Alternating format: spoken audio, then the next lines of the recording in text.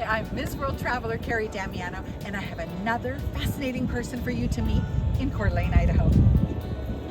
Not far from downtown is the jewelry studio of Cheryl Burchell, who has been in the jewelry business for over 40 years and still uses hand carving in her designs.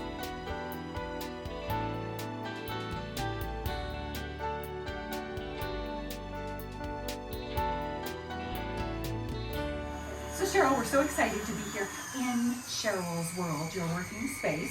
But take me back to when this whole thing started.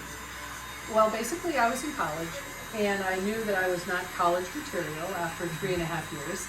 And I had taken a little bit of jewelry, in high school and then in college. And it was the 70s, so everybody was making jewelry.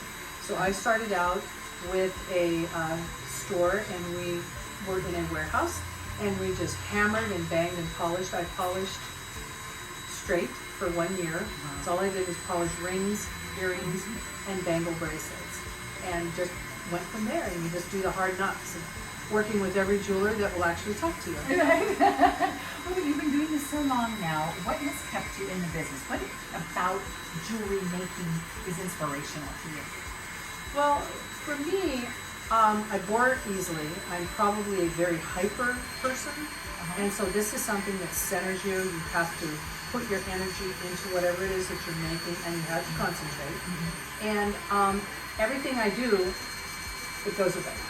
So I don't have to look at it again. Okay. So if I was filing papers or grading papers or doing any kind of other things, I just can't handle it. And so I think it's just about creating, and it's gone.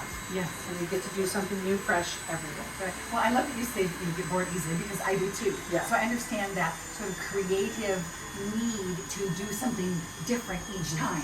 So where do some of your ideas come from?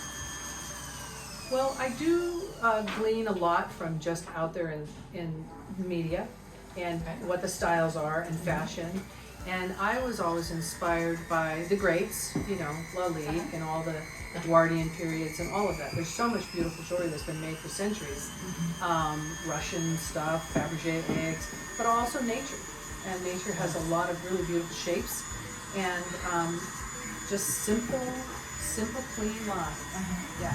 So that's a motivation. What I know about you is that you use some of the old-fashioned techniques, that's tried and true techniques. So can you show us what that is? What that is, yes. Well, all of us before the age of, computers and CAD/CAM, computer-generated design, which we're all using now quite a bit, I still will hand carve.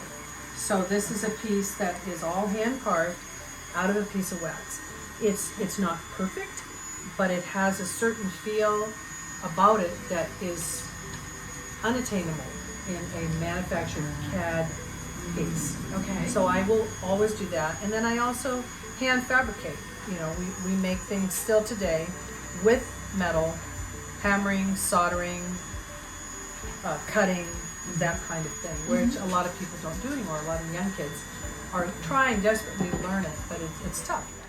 Well, one of the things I saw about your shop is the heart of the awl. Yes. So you are actually wearing one here, Yes, this yes. beautiful This is piece. our heart, yeah. So obviously very important to Coeur d'Alene. So Correct. can you explain? Yeah, how that was a real fun thing. Heart of the awl, or heart like an awl, is the name of our city, Coeur d'Alene, and it was the Indians that were taught, watch out for the lake people or the Coeur d'Alenes. They have a sharp sense about them, so they have a sharp, and an awl, AWL, is what everybody had at that time. And so we thought, how do we incorporate this into a beautiful piece of jewelry?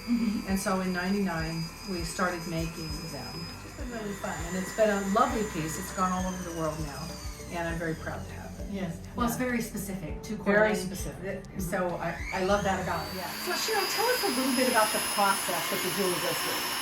So right now, we have made these pendants, and in order to deliver them, it has to have a high polish.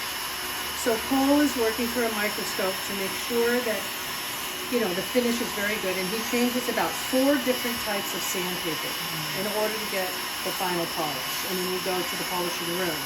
So he's basically just getting the piece polished and finished after it's been shipped. polishing is just one part of the process to get from the raw materials to the finished piece. In between, a flaming torch is used to melt the gold, and once it has hardened in the mold, it is ready to move on to the next phase of fabrication, all of which takes place right here in Cheryl's studio, which you no doubt heard while we were talking. But the end result is worth the noise and the wait when you see such stunning design.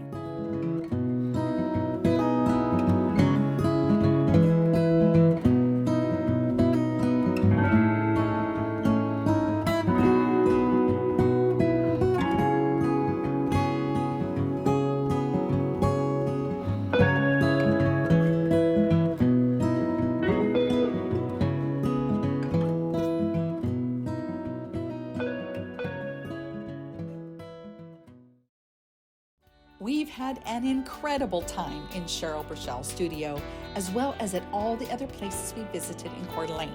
Cheryl Metcalf's studio, the Leatherworks, and Marmalade. If you haven't had a chance to see all the segments, don't miss out. Well, what did you think of Coeur d'Alene? As if you haven't seen enough already, I'm standing on the boardwalk at the Coeur d'Alene Marina, and it is a not-to-be-missed experience.